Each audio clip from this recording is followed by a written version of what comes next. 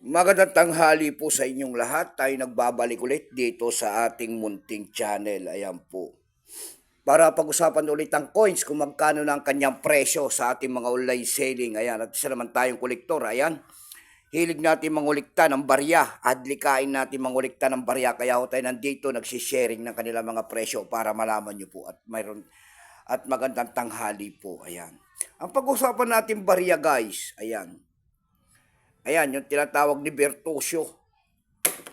Sinasabi niya na napakamahal. Naghahanap sila ng mga ganito, mahal. Huwag kayo mapapaniwala sa mga ganong mga vlog, guys. Ito po ay year 1974. Ito po ay si Marcelo H. Del Pilar po, ayan. Ayan po, nakaharap po sa kaliwang kanang bahagi. Ay 50 centimos po ang kanyang pangalan, Marcelo H. Del Pilar, at saka 50 sentimo po. Pagkatalikod naman po, makikita nyo po dyan ang selyo po. Ayan. Selyo po ng ating BSP na luma in the year 1974 in the Republika ng Pilipinas. Nakikita nyo po dyan ang isang leon at saka isang agila, tatlong bituin. Ang leon po ay simbolo po ng Espanya. Yung agila po ay simbolo po ng Amerika. Yung tatlong bituin po ay Luzon, Visayas, Mindanao. Ayan. Year 1974. Tingnan natin ito kung magkano ng bintahan sa ating mga online, ayan. Platform po, bintahan po ng mga coins, ayan. Pero bago yan tayo magpapasalamat muna sa lahat na masugid na ating mga tagapagsubaybay dito sa aking YouTube channel, lalo-lalo na ang aking mga subscriber dyan. Maraming salamat sa inyo. God bless po at magandang tanghali po. Maraming salamat din po sa mga nanonood doon sa ating FB page. Lahat po na nakapalo sa aking FB page, thank you so much sa inyong lahat. Mabuhay din po kayo and God bless. Ayan, follow nyo po sana ang aking FB page. Ayan, para marami naman tayong matulungan ng mga coins na magbebenta sa atin. Ayan. Yun naman po, hindi pa po nakapag-subscribe dito sa ating YouTube channel. Anyayaan ko lang sana kahit malaking tulong na po bagay sana ang inyong magagawa. Tulad na lamang po sana ng pagpindot ng ating subscribe button, like and share para ma-update ko naman kayo sa mga bago ko pang ilalabas na video about coins. Ayan. Ayan, tignan natin ang presyo nito kung magkano na ang bentahan nito. Ayan. Pero bago yan, ayan.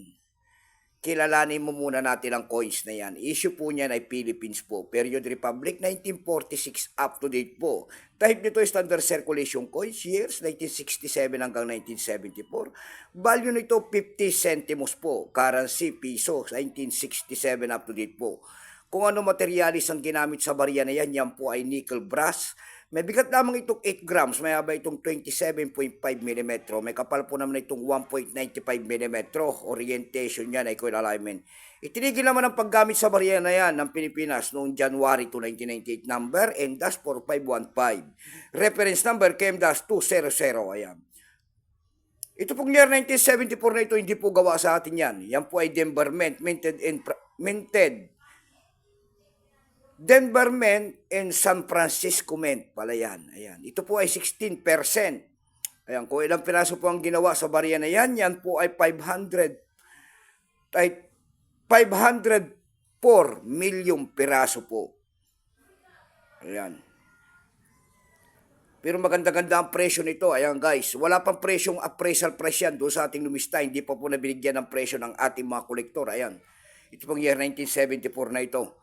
Kaya tignan natin ang presyo niyan doon sa ating EB.com. Ayan, sa EB.com po, nagtingin-tingin tayo ng presyo niyan. Nakakita naman tayo nagbebenta doon ng $12.95. Nasundan po yan ng $10. Yung pinakamababa po na bintahan doon ay $3.20 na. Dako naman tayo sa Carousel PH. Sa Carousel PH naman po, mayroon tayo nakita nagbebenta nito ng 150 pesos. Nasundan po yan ng 60 pesos. Yung pinakabababa po na bintahan ay 50 pesos na. Ayan lamang po ang aking may babahaging kanyang presyo po. Keep safe po sa inyong lahat and God bless.